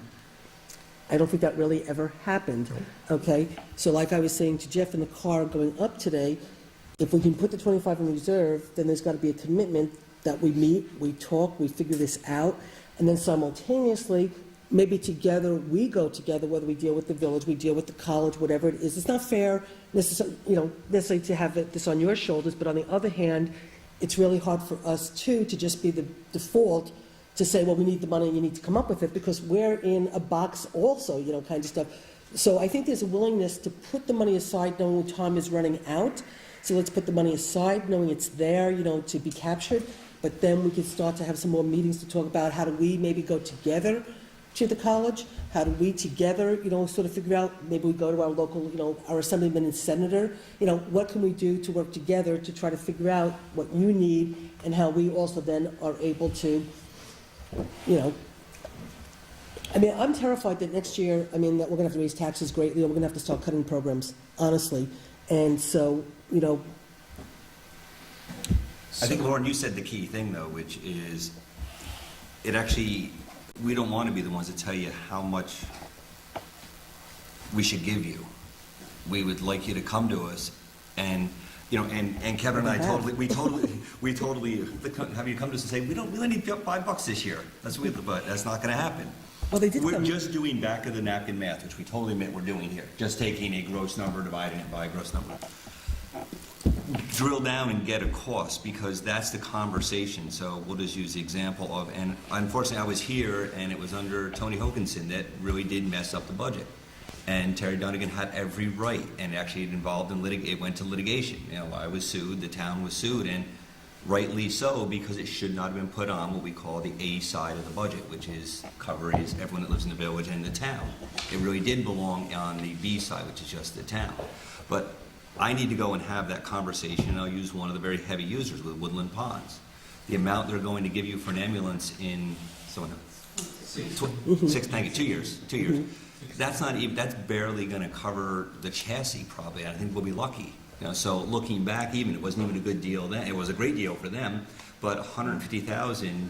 Will that even buy you a chassis in 2016? It's going to be close, but. But the amount of calls that you go far exceed what... going back and we look at their fiscal impact statement, I'm saying we'll get 2 to 4 calls a month, and you're doing 2 calls, 4 calls a day sometimes, plus we're rolling our police to it. And occasionally we roll a fire department out there because someone pulls a fire alarm. It's turning into something, and that's the conversation. So I think the conversation we want to have is drill down to what are your costs per call, and then tell us what our responsibility should be, and help us go to who else can we go as responsible. Is it the university we go to? Is it Susan going up to Albany and saying, here's the throughway calls? This is what we think the state should be covering for us. What are the calls then we should go to the college and ask for, and who is it that has that conversation? That's where we want to be able to go. So, I want you to be able to come to me every year and say, okay, this year, we had a great recoverable year. We had a lot of insurances come in. We did well. The Affordable Care Act is actually increasing what we're able to bill. And we don't need any money. And or we need $75,000. Or you come to us, and to Ted's point is, and I don't want to scare people with Ebola, but we'll just use his example. Something comes out that mandates that you guys need to all of a sudden go out and buy $25,000 a year. 3 of you need to disappear for 2 days to learn how to put on those suits and tape them up. So there's another $5,000-6,000. So all of a sudden you guys got hit with a $40,000 expense, and then you can come to us and say, okay, this year we need $200,000 because these are our expenses. And unfortunately, these are the services that we're going to have to keep funding, and there will be other services, to what Susan said. There's going to be services that we're probably eventually going to look at to reducing services, but emergency services is one that we don't have a lot of choice in because of our community. Have you got communities, and the town of Lloyd deals with mobile life. Right. It's just a contract for our ambulance services, and it's a set amount, and it's Have you looked at? year to set amount. Have you looked at a district? Have you looked into that all? Having an ambulance district? We are a nonprofit. Right. We're a nonprofit entity by ourselves. We're not affiliated with anyone. I'm sorry, keep We're an going. LLC. Okay? And so, but we are, as a nonprofit, if you look at the figures, we have the volunteers at $10 an hour, which is what an EMT, the guy who's taken you to the hospital, is making. The $10, you put that $10 for the hours that the volunteers put in, that's $150,000 of our budget, which is volunteer. I'm a volunteer, I've been there 4 years. Most of these people are volunteers. Ted's been there 200 years. But the fact is that that's what makes New Paltz Rescue run. And that's what the residents of Woodland Pond, and Mountain View, of anybody on Manheim, anywhere around, the older couples, when we come, oh good, it's you guys. We know you. And that's a price, trying to put a price on that is going to be very, very hard. Mobile Life, I've dealt with Mobile Life, it's a very business-like operation. It's $220,000 a year to provide an ambulance and a half. That's 2 years ago. You're familiar with the contract. One sits right across from you. When it's gone, you know what? They pull in one from Poughkeepsie, or they pull in one from Ulster, Newburgh, wherever they possibly can. Response time generally runs about 12 to 15 minutes. Our response time is averaging, what, 4 minutes?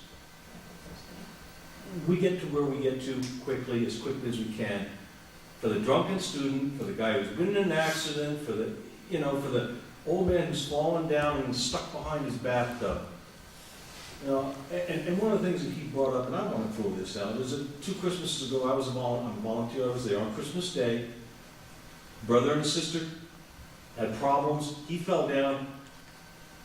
The toilet, the tub, feces all over the place. We got him up. They didn't want to go to the hospital. I went back 45 minutes later and unplugged the toilet for him and helped him clean up. See if Mobile Life will do that. That's what we are all about at New Paltz Rescue, and that's why when we come and ask for community support from you guys, which really isn't a great deal if you compare what you're getting to what they're getting down the road. And I appreciate that, but looking at your budget, you have $611,000 of employee wages and expenses. Right. So you have a ton of volunteers, and then how many full-time paid people do you have? We have 2 EMTs, 2 full-time EMTs, 2 part-time EMTs. 1 full-time EMT, a part-time EMT, 4 full-time paramedics, and 7 per diem paramedics. Okay, so, And the per diems come in. Paramedics are costly. And they ride on every call? Yes, they do. They're on every They're the call. ones that give you shots. I'm an EMT, all I can do is check your blood pressure. And the paramedic, if you get in, can give you the Paramedic takes kid. care of you. So, but They you're- can intubate you, they can give you drugs, they can, does that create more insurance reimbursement for you though as well? it can. It can. If we get out there, and unfortunately, if we have an EMT and a paramedic, which is what Mobile Life will have, Jeff is aware of that. If it's what they call a BLS call, basic life service, the person just, he's got a pistol shot in his arm, he's cut off his finger with his chainsaw. Okay, all of that we can, Those are ALs. Those are what? Those are ALs. Advanced life support. Oh. yes, we can charge more. We can charge more. However, the drunk is not necessarily an ALS call. And if we don't need the paramedic on the call, the paramedic goes back to the squad house and waits for the next call, assuming we have enough people on the rig. Just to expedite the evening, we really do appreciate the support that the town gives us and the way that you guys work with us. Really appreciative of whatever we can get in terms of, moving the budget forward. As I said, next year, we're going to move into a strategic planning phase where we can sit down and work a little more closely, with the board and, give you guys an idea of where we're going with that. So, I don't think we're going any further in this discussion in terms of, what we're going to squeeze out of you tonight. I mean, budget for 150. We're going to put the 25,000, we're going to keep that in our reserve. So you've heard it from this board here. We have the 25,000. Just Well, kind we of have- explain where Susan is. well, we The have it, but I have if to we take it put out the of fund 25,000 balance. into our budget, we're putting, believe it or not, 25,000 is the couple drops of water that makes the glass overflow. That's how close we are to the cap. The cap is very, very small, it's less than 2%. So that 25,000 is in reserves. We will keep it in our reserve fund. And let's keep talking, and if it's something that, absolutely is a need for, then we'll have the money here for you. But we absolutely have the budget of 150,000 in there already. Consider 160, another 10,000, 5,000, 25,000 it makes the glass overflow. Consider what doesn't make the glass overflow. Okay, so we'll consider that before we adopt our final budget. Yeah, absolutely. All right? We don't adopt it till next Thursday, and I was. Over the and I- next, and I- oh no, we'll have an idea, because we're still moving some funds around, Well, so we'll have a yeah. good idea when the next, What I was asked early in the tonight week.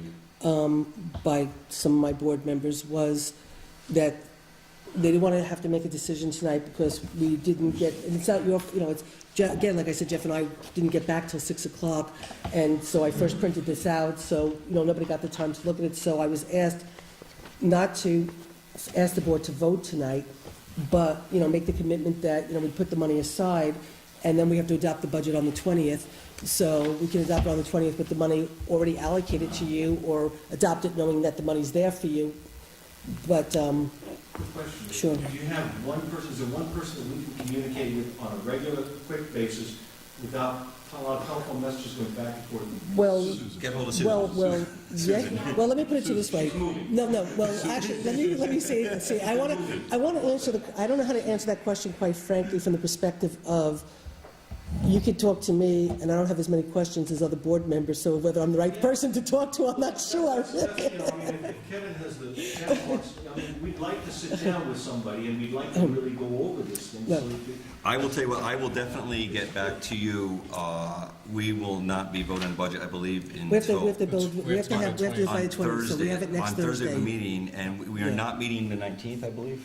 Well, we had That a was meeting canceled? Wednesday with Elliot Is Elbach, that canceled? It wasn't canceled, we just wanted to know if we could move it earlier. but I didn't realize that actually we had scheduled that for Wednesday, and then we had a meeting on Thursday, so I'm sort of. We No, can I mean, push no, on we that. did. I was perplexed that we had I thought actually- that was canceled. No, they just moved it to asked- 5:30, We can but- come back to that. So I just will promise, though, to get back to Got it. Ted, who can relay it to everybody by Wednesday, Ted, where we are on the cap. Because we're very, very close right now on the cap. Well, And well, so basically- we'll have a better idea. I mean, really, It's honestly, tight.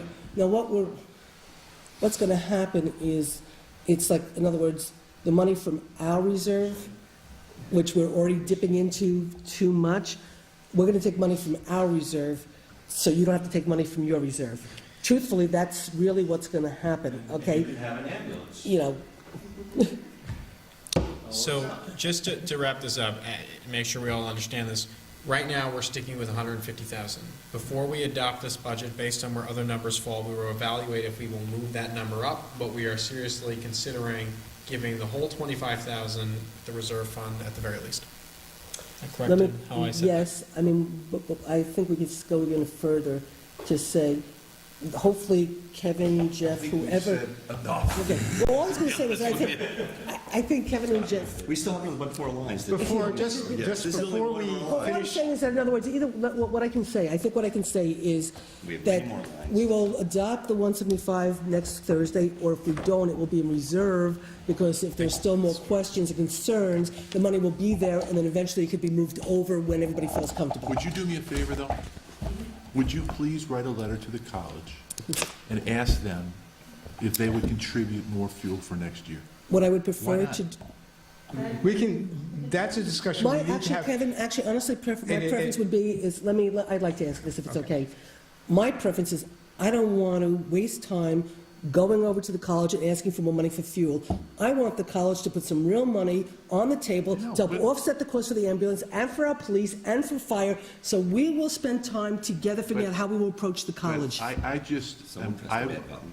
I would like you to consider writing them a letter and asking them to increase their allotment for next year. I think you're right. And I'd like to know whether or not they say yes or no. Actually, Kevin- Kevin, I actually agree with Susan. I think this is something important we want to do, but I think it should be a larger emergency service conversation opposed to just cherry Larger picking. conversations don't go anywhere.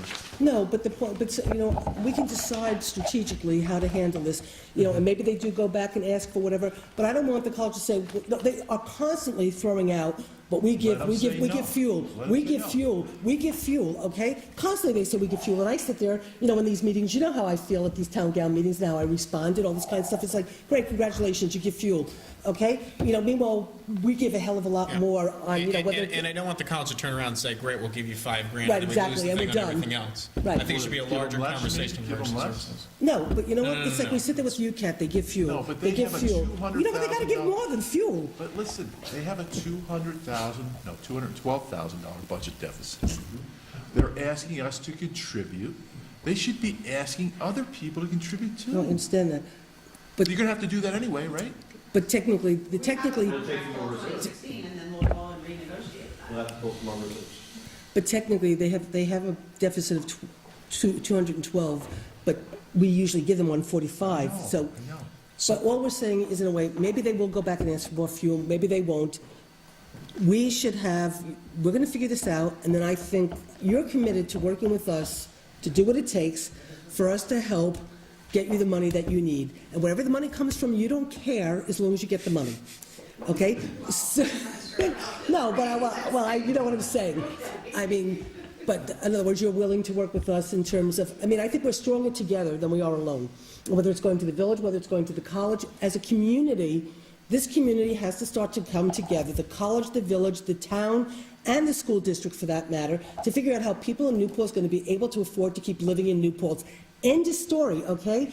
And if people want to live in New Paltz and have the services, they can't come back to the few people who live in the town outside the village who are paying 70% of the freight for everybody in this community. And the few people in the town outside the village who are paying the taxes are putting their houses up, they can't sell them because the taxes are too damn high, okay, and they've reached a breaking point. So at some point, we're all gonna have to come together and figure out how we're gonna solve this, or otherwise, this town board is gonna start cutting services, and you're gonna see it next year, and it's that simple. So I'm going to make a quick suggestion. Okay, is that good enough, Kev? Well, no, because I don't want to move away from Kevin's point. So if people are okay with this, since I do think it's a conversation that should be had, but I'd like to not have it by individual services, do we want to establish a subcommittee with the rescue squad, the fire department, the police department, to come up with a cost, and as a group, go to the college and say, this costs X, you give us Y, there's a problem here. So we can do what you're saying and get that rolling instead of just saying it, and then we also are not going for individual emergency services. Can you really include the police department, assuming it has their own police department? No, we can certainly Yes, include but the police actually, department, yeah. because the reality is, everybody knows that we would not have the level of police in this community Yep. if we didn't have bars that were open till 4:30 in the morning, and all the college kids go down there, and so we have all these extra police, no offense, because we're keeping those kids safe. So the president, the governor comes up with $10 million to give them money to the college to build a new facility or whatever, while we're sitting here dying trying to keep those kids safe. And I've said to my board, okay, because of this budget and how we're trying to hold taxes down, if we have to take ads out in Newsday telling parents not to send their kid to New Paltz because we can no longer protect your kids downtown because the taxpayers can't afford it, that's what we'll have to do. So at some point, guess what? We're all in this together. And Susan, you guys have a new dorm. Have you reached out to other communities There's that a are in new the same dorm you're gonna have to situation? Because it would serve. seem to me that a coalition of communities All would kinds of also- new space Yeah, over but- there. So your services, the amount of services are gonna go up there. So, And unfortunately, Rob is here, and Susan and I just spent time with some attorneys up in Albany, and to your point too, Ted, and they represent other communities. There are communities, and there's actually a couple here in Ulster County that have absolutely cut lines on their police force. They have said, okay, the B line, sorry, Rob, but then don't worry, we're not considering it here. But they've taken and removed staffing overnight lines, saying we don't need it. fortunately, and your staffing, I will almost bet, mirrors the police department staffing probably. And probably there's a lot of nights, the happy hour night, or what is it, Wednesday night, I forget what it is now, Wednesday, Thursday nights, I Yeah, think. we tried to track that, it's very hard. It's Every a night's moving happy hour. target. But anyway, the point being is, so yes, Ted, we have looked at other towns, and unfortunately, in Ulster County, we're very unique that we have a university which does require, and your staffing shows the same piece. I showed- The same reason why you need to have a medic, that if they're not needed on a BLS call, you shoot them back, because I will almost bet I'm gonna use them within the next half hour, which is kind of sad to say. Right. They're gonna be needed, and so unfortunately, we have looked at it, there's not a lot of Well, solutions there. Yeah. It's getting funding from other sources. Yeah, can we just come back to Yeah. this point? But yes, Yeah, Dan, what I would like to yeah. suggest is. We are the police commission, so we can get the police department out, But that's what I would easy. like to do, though, is, Yeah. if the joint meeting still is, because I would like to have someone on the village board also included. I agree, but while we have you guys here, is that something that someone would be willing to partake in, to sit on an ad hoc committee, if you would? Okay, so then it's about reaching out to the fire department, the village, and we can And permit it's that. also, it's not just, We'll let you guys decide who that is. And just one last thing, before we, But I figured while you guys were here, that was important to ask, so I appreciate We it. have other budget. well, no, I just Well, Ted, we'll let you to close the conversation. We have other I budget items to do. do want to introduce, because I don't know if everybody knows whom they were talking to. Lauren Rooney is the business administrator of the New Paltz Rescue Squad. Jim Bell is on the business committee. We have the members of the board of directors out and the operations of the rescue squad but who why don't also you came introduce out. everybody since they're here? Well, okay then. Because I don't think we've been introduced properly to the newest chief. I don't think he's, I don't think. Start with Jason Conway, chief of the New Paltz Rescue Squad. And I think he's my favorite story. Was he not a young waiter at P&G's when he? I did not mean to upgrade you. Was he not a young busboy at P&G's? Okay. That's what we do most of our recruiting. No, it's funny. I should tell you, the funny thing is that Jeff and I were on a conference call with a judge today and our attorney on another union issue. And the judge said, is P&G still there?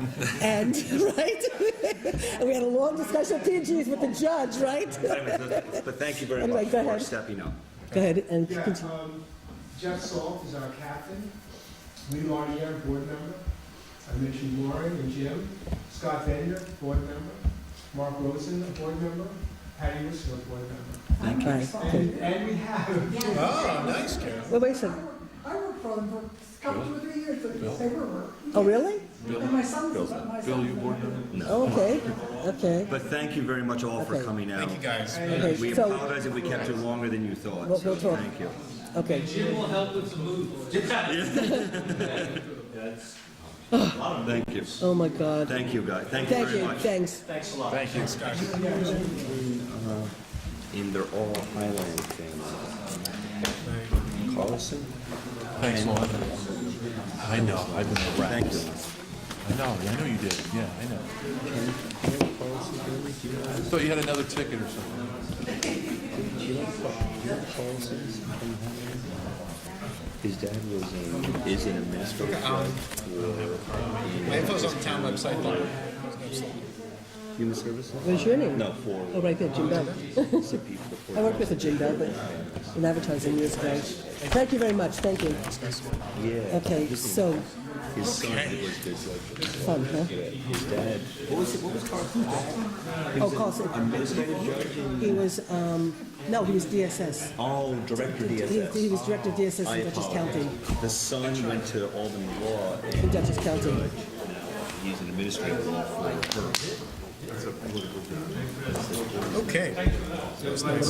Can we quickly actually discuss that 19th meeting? Are we wanting Elliot to come Yeah, earlier? you know, honestly, if we, Push him back. my We sense didn't keep is, you any longer than you wanted. We didn't keep you any longer than Yeah. you wanted, so. yeah, Get in here. Thank you, Jeff. take care, I'll talk to you later. Coach, take care.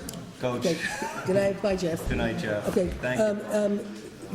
Dan wants to work out the meeting on the 19th. We can can always push them off past budget time, which may I be think, easier at this because the budget's due the 20th, because we don't know if town hall is going to be closed or not next week. I think if we could move Elliot to early in December. That's fine. I will reach out to him. Louder, okay. Well, we had scheduled a meeting with Elliot an hour back to come present to us his study that he did on IDAs. I'd rather have, can we do it sooner rather than later? Can we? Okay. Why don't we well, schedule him for the first meeting after the budget? I mean, you want to do the 19th at 5:30? I mean, I don't mind doing it. I just thought that maybe with the change. I'd really like to have that out. You want to do it at 5:30? Well, I don't mind doing it at 5:30. Elliot asked. Elliot said 5:30 was when he'd be able to do it.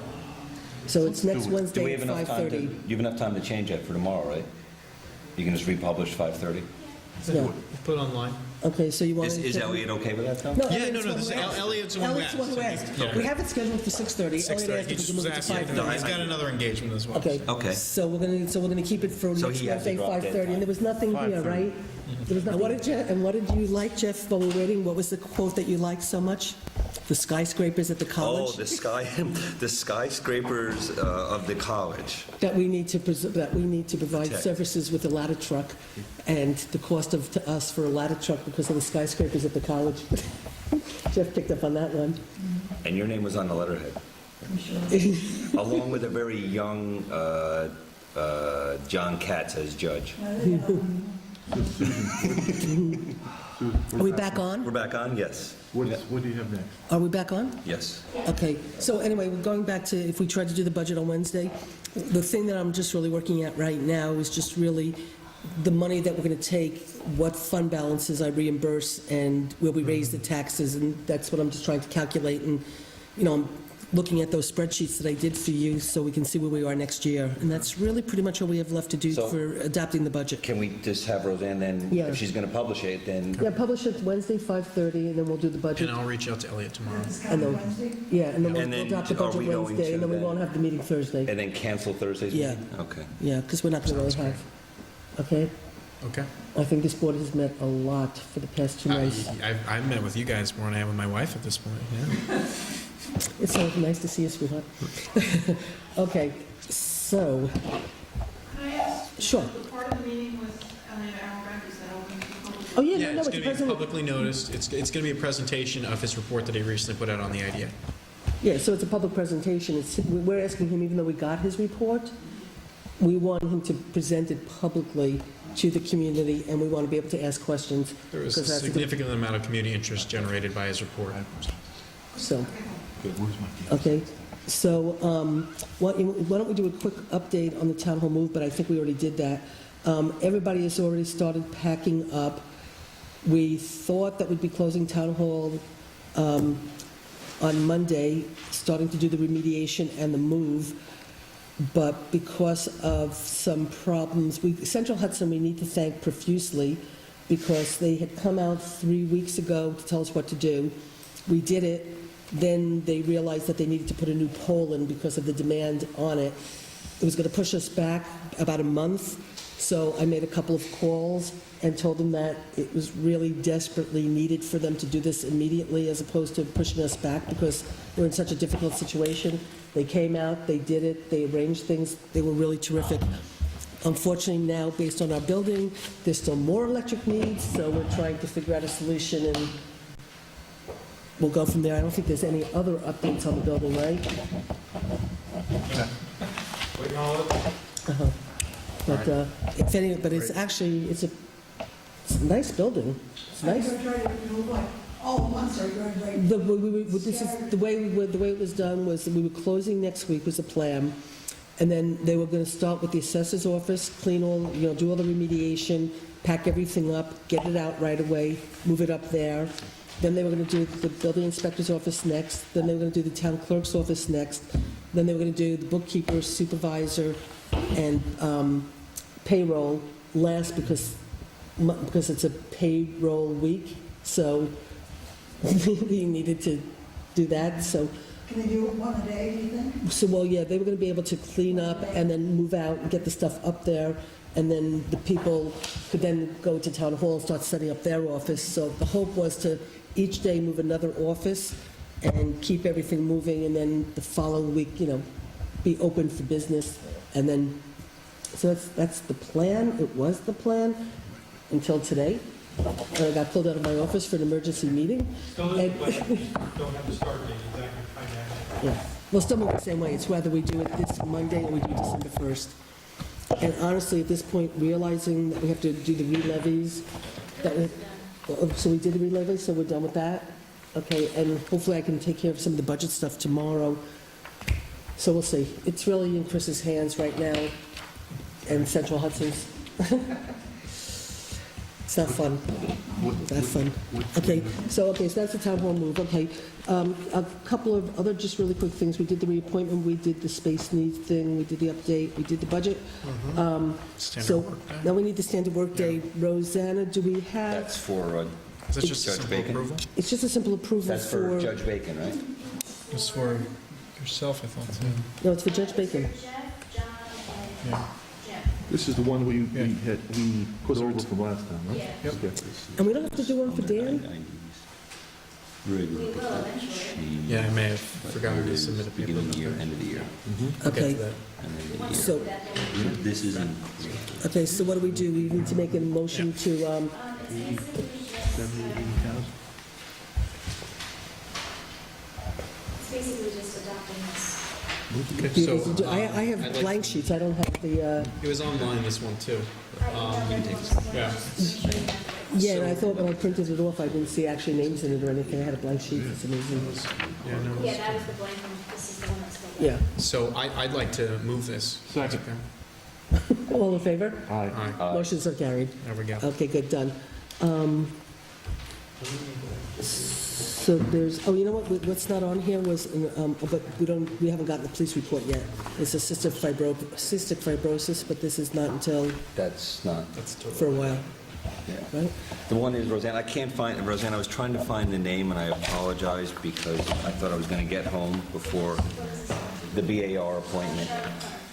Okay, I'd like to make a motion to reappoint Charlotte Carr to the BAR. Second. And so for discussion, that the appointment will not take place until Ms. Carr completes the financial disclosure form and submits it to the very person that will be swearing her in, So which would be Rosanna. each appointment from this point on will have that as a caveat, right? Do we need that as an official policy? is. It is already. Oh, it is already It's a policy. town law. No, it's town law. I did not know. So the financial disclosure document, I don't want to get into this, well, can we finish Ms. Carr, who has graciously offered to do it? So we have I Motion made and the a second. motion, All in it's been favor? seconded. Aye. Aye, all in favor, motion carried. Go ahead. So the discussion, though, Dan, is the financial disclosure form that we do each year is required by law. We do not vet the document. The only responsibility of the clerk is to accept the document. I believe she timestamps it when you take it. I date stamp it and file it, Yep, she date stamps it, and then it is filed. and then periodically, Alan from the Ethics committee. will come in and we will review the ones that have been submitted and keep track of the ones that haven't, and then try to get in touch with those people to make sure that they submit them. And It- 'cause- BAR is one particular group that haven't really complied. Although one of the people that was not in compliance did come in, look at it, and I believe she submitted it, realizing that it was not that, Not offensive. it was not offensive, it is not onerous, it is, It's not intrusive. it's not intrusive, I believe it is top of my head, 4 pages? And Jeff, And the first page is your name and address. Basically. The second page is where do you live? Yeah, any real estate that you own, not including your primary residence. If you are in a position with a company that, I mean, it's basically just disclosing if there's any conflict in any position you hold, you know, any contracts with the town, if you Paltz, that could be a conflict, but that's all it is, really. You don't And- have to, you know, not like doing FAFSA. No, No. it's not like doing FAFSA. No. Disclose and that. Jeff, for the Nightmare, they purposes just of said listening this. audience, do you want to say what BAR is?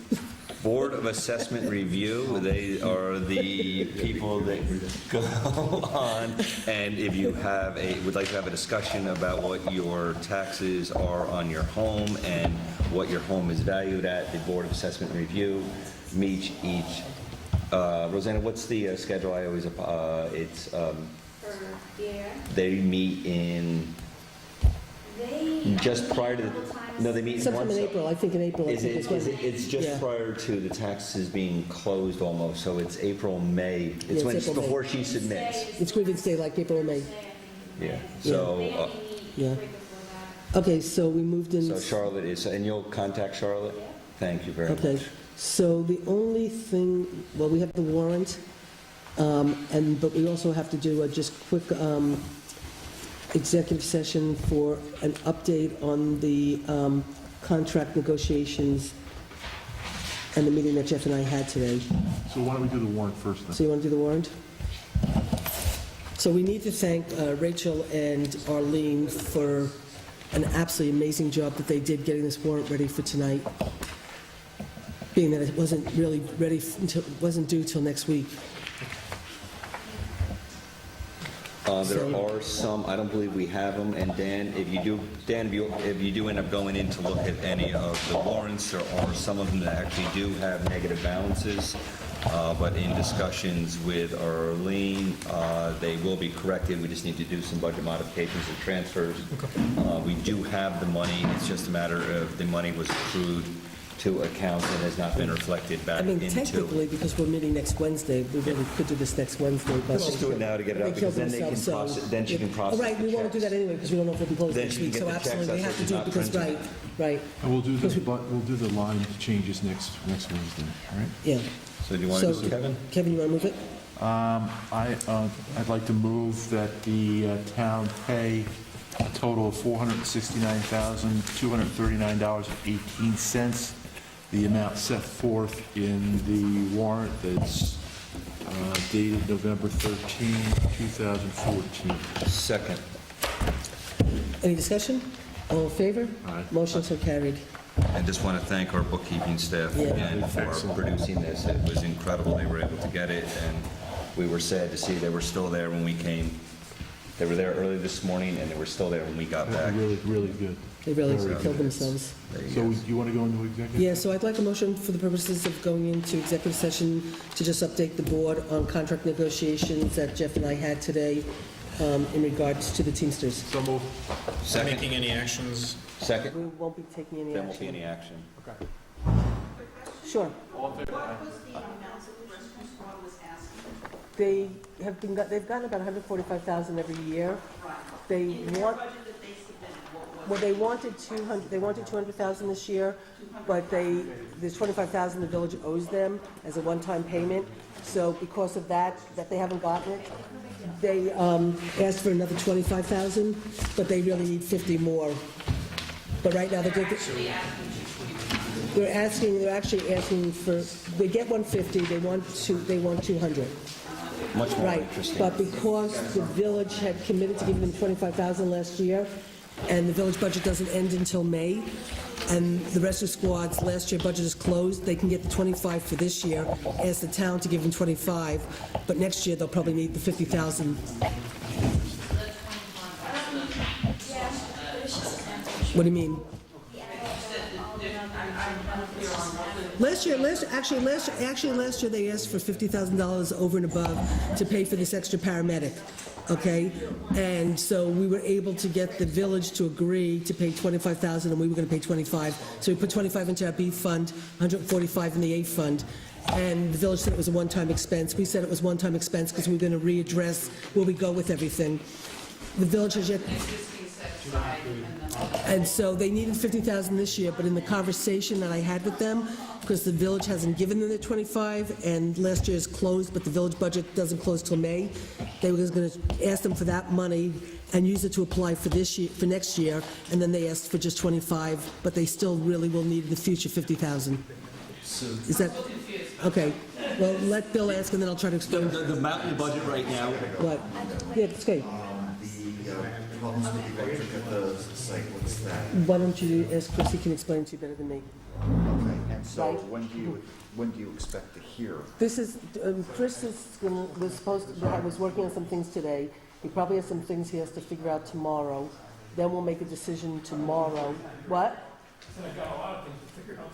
All right, I'll talk Okay, to. I'll so talk he has to Chris. figure it out tomorrow, and then we'll make a decision tomorrow if we stay on track for Monday or we actually move it to December 1st. Okay. I mean, this is entirely my fault, because I wrote the story late before I got here, that you guys are moving out the whole next week. Well, we thought we were Had I not until, written the story, then you wouldn't have had the problem, and, oh, yeah. it was your fault. Entirely, yeah. So- It's a